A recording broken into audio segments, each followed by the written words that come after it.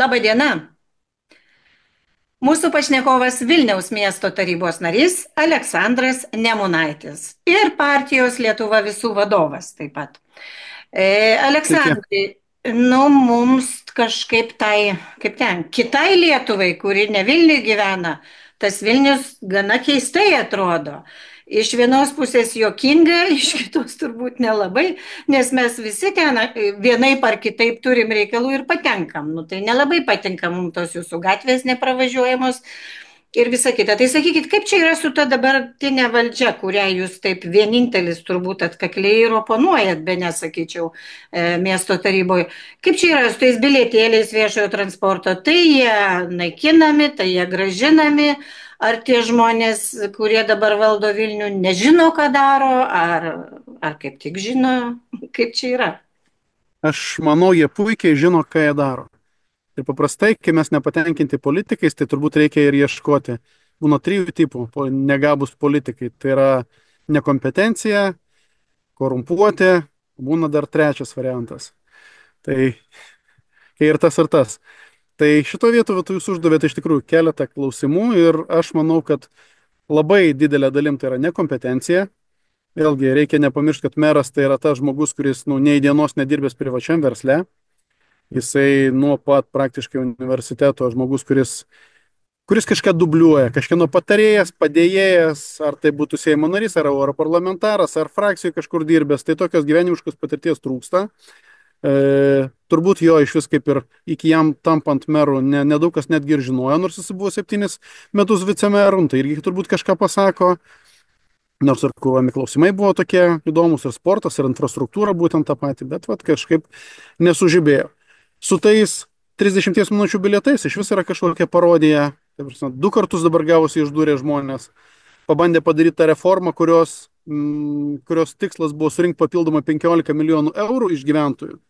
Kai tuo pat metu siūlo tokius, pakankamai kvailus projektus apie tą pasiplaukiojimą nerimi. Nežinau, kiek jūs čia Žinom, kad jūs visi išplauksit, tik duok dievę, gal ne pilvais į viršų, tik tai neaišku, kaip jūs ten evakuositės. Arba kai siūlo padidinti maršrutų tiek, kad per 10 metų papildomai privatininkams nori sumokėti virš milijardo eurų. Net tokie kažkokie kosminiai skaičiai.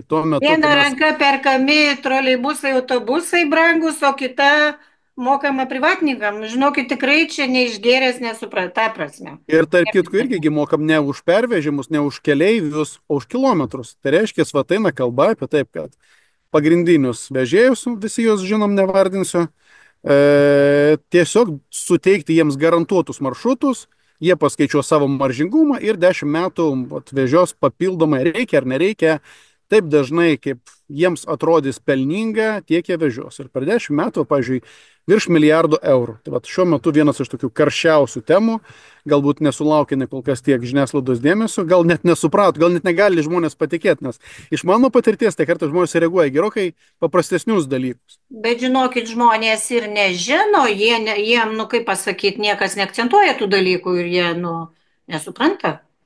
Irgi visiškai normalu. Ir sakau, bet vėlgi, kad kartais ir tokį paprastesnį dalyką, kas yra apčiuopiama, supranta.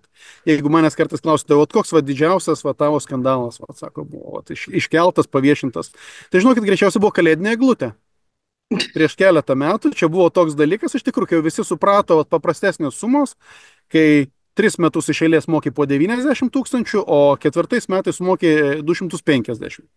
Tai tada žmonėms rezonuoja. Atrodo, netokie dideli skaičiai, bet tiesiog žmonės pagauna ir supranta šitą dalyką. Kai pradeda kalbėti apie milijardus, tada turbūt, tiesiog pasimeta, arba jiems neatrodo, kad yra jų pinigai ir jie tada nesuveda, kad irgi dėl to reikėtų pakovoti. Tai kartais tokį reikia daryti edukacinį darbą, kad tiesiog suprastų, kad jeigu tu čia skirsi pinigus, tai tiesiog kitiems dalykams elementariai nelieka. Tada nelieka nei darželiams, nei mokykloms, turim Vilniuje tą problemą, nei kelių sutvarkymui, kuo tas pats meras didžiuojasi, bet iš 2000 km Vilniuje gatvių 800 km net neasfaltuoti. Tai toks dalykas, aišku, Vilniui patogu prijungti prie savęs visokias sodų bendrijas. Aleksandrai, betgi dabar pareiškė neseniai ponas Valdas Benkunskas, kad tas stadionas nepraeis ne metai ir stovės, mes sužinojom tą dieną. tai jisai negali kalbėti Žinokit, kitaip, jau nu jis vos tikrai ne. tokios frazės, jau, nu, labai, nu, mes tikrai norėtume, kad jisai koks nors ten stovėtų pas jūs, tas Tai stadionas. jisai ir galėjo stovėti, ir gali stovėti. Ko nepadarė, vat, jeigu iš tikrųjų nebūtų kažkieno interesų, nei mero, nei turbūt kitų žmonių šalia jo, tai tiesiog viską prisimenam. Nu, tai buvo tikrai neįmanoma, buvo nepastebėti. Šiek tiek daugiau negu prieš metus Baltkepas atėjo, pakėlė rankytės į viršų po Stepukonio skandalo ir pasakė, kad mes esam nepajėgus, finansiškai nepajėgus pratęsti projektų. Nu viskas, nu tai ką darytų normalus projektų šeimininkas? Tu tiesiog sakai, nu tai gerai, tai kokiom sąlygom skirstomės? Ko miestui reikėtų toje vietoje, tai yra tiesiog nusipirkti statybos leidimą, perpirkti iš tų projekto vystytojų ir projektinius pasiūlymus. Viskas, gali toliau tęsti projektą, nes viskas jau yra. Ir tas pats rangovas, kuris ir dabar pradėjęs, jisgi nestato stadiono ne dėl to, kad tai yra kažkoks labai sudėtingas statinys. Atvirkščiai, aš kalbėjau su daugeliu, kas daro statybas. Čia nėra sunkus uždavinys pastatyti stadioną. Čia nereikia, čia irgi reikia žiūrovams paaiškinti, kad nereikia kažkokių ypatingų ten Galiu. galių. Ir vėlgi čia Galiu nei tikrai Baltkepas. reikia, nes taip įstrigo, kad jau dabar ant Tai gamtiškų va. galių beveik reikėtų išjudinti tą reikalą. Tai jeigu būtų pratestas tiesiog pinigų mokėjimas tam pačiam rangovui, būtų pastatytas stadionas jau šių metų balandį, tai reiškia šį mėnesį pagal grafiką. Tai va tokių dalykų, kadangi nepadaryta, tai tas stadiono nėra. Nes bandyta sugudrauti, surasti kitus, pabranginti projektą. Nu, vat visą tą įsivėlė ir vėlgi tas pats Benkunskis, jis mums tada sakė, čia yra pigiausias ir greičiausias būdas. Nu, ar tikrai? Nu, va dabargi matom, kad Nu, tai, pastrigdintas ir smagiai pastrigdintas. tai ar jisai tas bus koks nors stadionas, dabar vat jūs pasakykit, ar nebus? Nu, tai aš manau, kad šito projekto nebus. Dabar jau mes matom, kad net jeigu ir gautas bus sprendimas iš Europos komisijos, visos trys partijos iš esmės valdančiojo daugumoje pasisakė, kad vyriausybė neketina skirti pinigų. Tiek Žemaitaitis registravo netgi atskirą įstatymą, tiek galbūt matėte, kai Saulius Skvernelis pareiškė, kad irgi ne, bet lygiai taip pat prieš keletą dienų ir Rimantas Šadžius, tai yra finansų ministras, nu gal ne Taigi, paskutinis žmogus vyriausybė irgi pasakė, kad nu kaip ir ne. bet O keistuolis Paluckas irgi. sakė nieko nežinantis, jis pirmas iki išgirdo žurnalistų, kad čia pasirodo vyriausybė finansuos 40 milijonų žada duoti, žmogus Nu, tvirtino, kad taip, ne, tai čia žinot irgi. Aišku, ir ministrė švietimo, nu ką ministrė? Ministrė čia interesų konfliktas, jinai iš Kauno. Mes stadionais apsirūpinę, tai ką? Tai jeigu jinai dabar man neduos, tai ką? Tai konservatoriai rieks, kad kerštas Vilniui, ar kaip čia supras? gali būti. Vėlgi čia dabar jau švietimo ministrė buvo įdomi tol, kol reikėjo pasirašyti va, tą atnaujinimo sutarties. Aš Adomo Bužinsko tiesiai šviesiai pasiklausiau dar šią savaitę privačiam pokalbiai, ar jau yra pasirašytas ta sutartis, atnaujinimo jis pasakė, kad yra pasirašyta. Tai va tokį dalyką aš savo pasižymėjau, kad reikia patikrinti, nes jeigu yra, tai yra tiesiog nu, iš vyriausybės, iš biudžeto keliautų tie pinigai arba tai čia nekeliautų, tai čia ne visai švietimo ministerijos. Jeigu tas sutarties atnaujinimas nepasirašytas, bet tuomet bus įdomu, nes netgi gavus Europos komisijos teigiamą konservatoriams sprendimą dėl to stadiono, vis dar tada lieka ta pareiga pasirašyta sutarties atnaujinimu, kad sutartis įsigaliotų. Žodžiu, Aleksandrai palinkėjo laimės, visas mūsų kaimas, linkime jums statyti ir vienas tik pastatyti jau vien dėl to, kad pas mus Kaune nėra kur mašinų tą mažolinę aplink stadioną.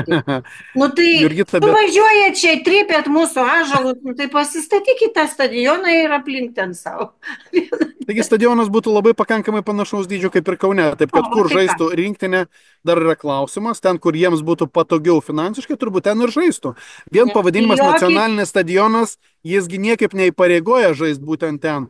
Dieve, mesgi žinom, Skirtingai, kad būtų koncertai. tai greičiausiai ir būtų koncertai, nes vat, kas nieks nekalba ir labai mažai kas kalba apie tą antrą dalį koncesijos Vilniuje, nes Taip. pastatyti man asmeniškai mažiausiai kliūna.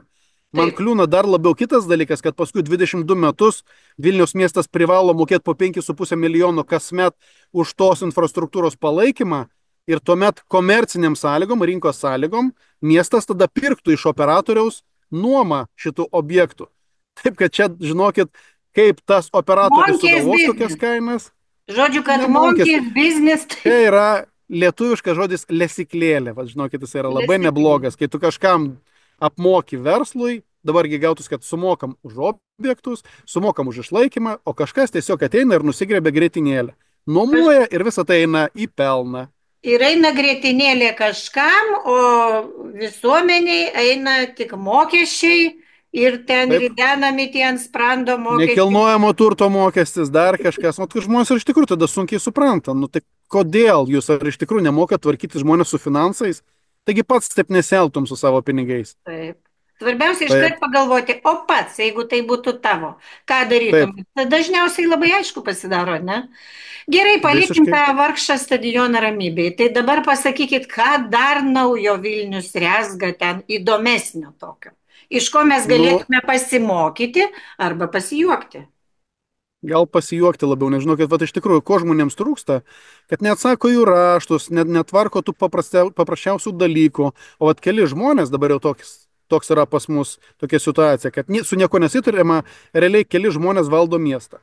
Tai tie keli žmonės ir mato, kad jau kadencija įpusėjo, rinkimai jau po 2 metų, paskutiniais gal ten pusmetį jau net negalėsi daryti staigių judesių, tai Vilnius vat ir bando sugalvoti kažkokį, Vilnius va tie valdantieji bando sugalvoti keletą tokių stambių projektų, kad paskui jų rėmėjams būtų gerai. Tai iš tokių labai grandiozinių ekonomikos komitete svarstėm skirti 2,7 milijardo CO2 sumažinimui Vilniui. Umai. Reiškia, Vilnius įsipareigojo per 5 metus 80% sumažinti CO2 išmetimą. Tai kas bus? Kaip tas Nu, bus? turbūt su arkliais ir pėstute važinėsim, nes iš Nustot esmės kvėpuoti jau turėsi turbūt. panašiai, nes vien transportas sugeneruoja trečdalį CO2 išmetimų. Tai reiškia, panašu, kad tam, kad nuo 100 sumažintume iki 20, reiškia, bent visą transportą tikrai turėtume išbraukti. Bet finansiškai irgi, nu kur šuo pakastas, dažniausiai detalėse ir taip toliau. Tai jeigu pažiūrėt didžiausias eilutes, tai pavyzdžiui, didžiausia eilutė yra 600 milijonų bus skirta tam, kad nekilnojamo turto vystytojai atrenovuotų savivaldybei priklausančius pastatus.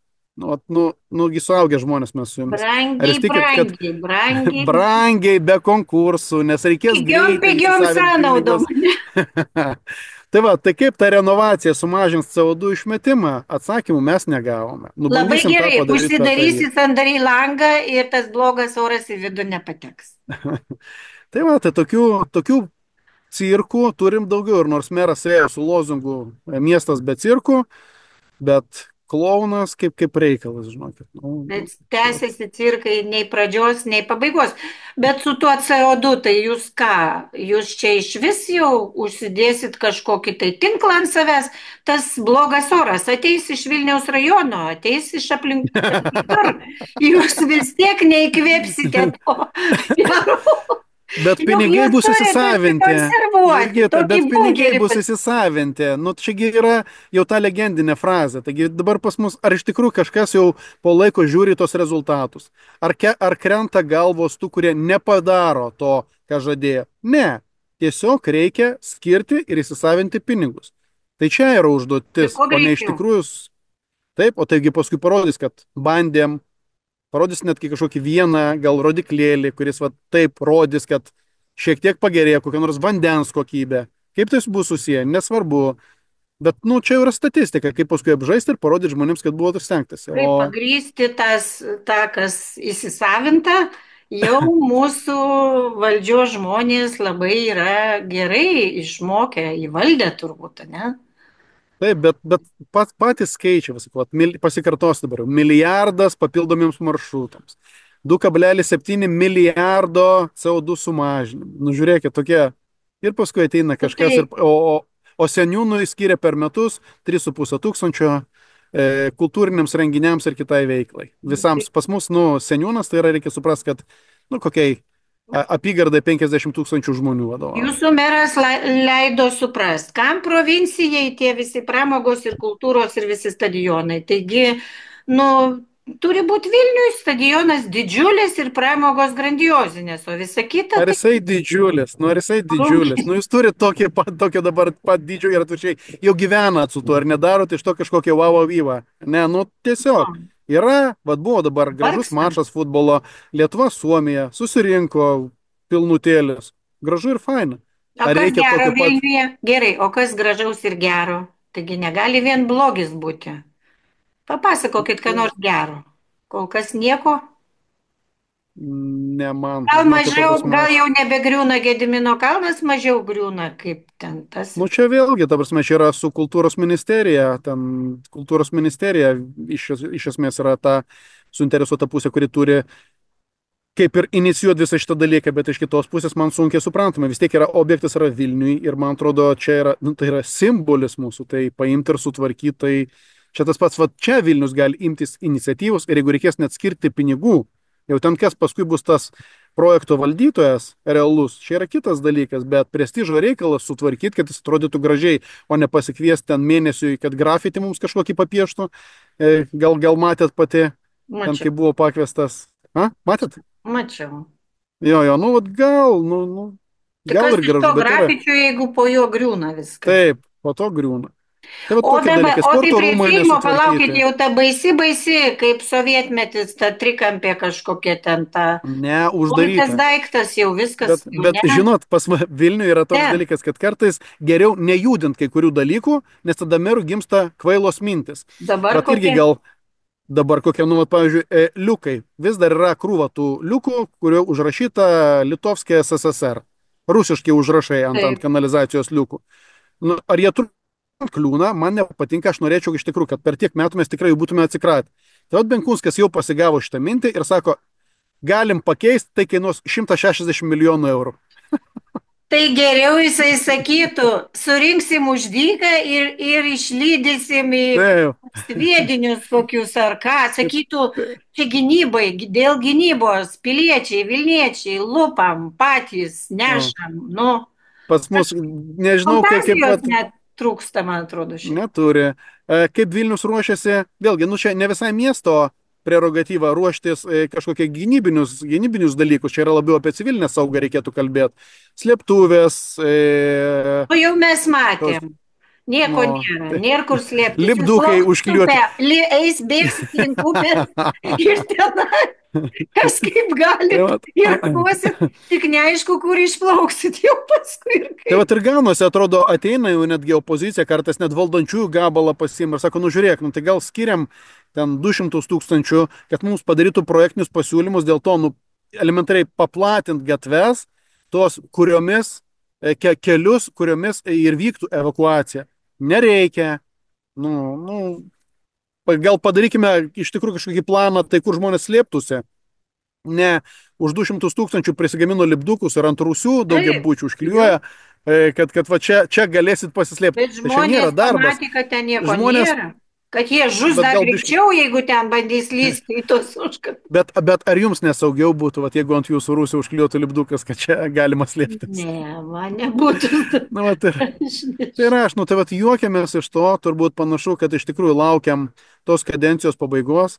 Mhm. Gal ateis kažkokie biški protingesni žmonės, tiek į mero poziciją, aš pats kandidatuosiu beje, tiek galbūt į tarybą, kad bus netokie klapčiukai, kurie tiesiog pakelia rankas, nes, negražu. Ta prasme, jie ateina iš tikrųjų ir visi vienbalsiai, diskusijų pas mus nevyksta. Aš Tiesiog galiu sprendimai paguosti, priimami. Aleksandrai. Kaune irgi diskusijų nevyksta ir jeigu pas jūs valdo keli, čia vienas ir jau daug metų. Tai žinokit, yra kur tobulėti. Ir Bet pas niekas jūs, apie nieką nediskutuoja, nuomonių neklausia ir nei jokių nebūna. Taip. bet iš šono žiūrint, tai bet pas jūs bent jau kažkas, nežinau, atsiranda objektai ir pakankamai greitai. Tie patys keliai iš šono atrodo sutvarkyti. Ar tai yra gražiai ir skaidriai, negaliu atsakyti, mažai domiuosi kol kas Kaunu, bet pažadu domėtis ir čia, nes taip jau gaunasi, kad vis labiau pradedu domėtis ir kitais miestais. Tai galbūt irgi būsiu kažkam nelabai parankus, netoks fainas kaip dabar per atstumą žiūrėti ir taip toliau. Bet pas jūs iš šonų bent jau kažkas vyksta, tiek sporto objektai, tiek dar kažkas. O čia, ta pati irklavimo bazė. Tai projektinius pasiūlymus aš mačiau prieš 5-6 metus. Kaip nėra, taip nėra. Tai ko reikia dar? Tai miestas 1,6 milijardo toks yra biudžetas. Pasakyti, kad tu neturi 20 milijonų ir ten vos nebandyti vėl sukti kažkokią schemutę ir kviesti privatininkus į pagalbą, kuriems realiai paskui sumokinė 20-48, pavyzdžiui, dabar tokie duodu suprast. Dvigubai, trigubai už tai, ką pats galėtum paimti ir padaryti per metus pusantrų. Ne, vat pas mus schemutės, pas mus nuolat yra schemutės. Iš tikrųjų nemeluoja, baseiną pastatyti reikia vėl privataus kapitalo. Nu, ta prasme, nu, iš tikrųjų, toks miestas kaip Vilnius neturi pas 15-16 milijonų eurų. Nu, nejuokinkit, Žodžiu, nu, darai tikrai reikia rangą, ūkiškesnio mero vienas iki jums. Užtenka ten visiškai tam teisingai. kosmose gyventi, kaip po Bet skafandru užtat matėt savo kokią šukuoseną burbulę pas merą.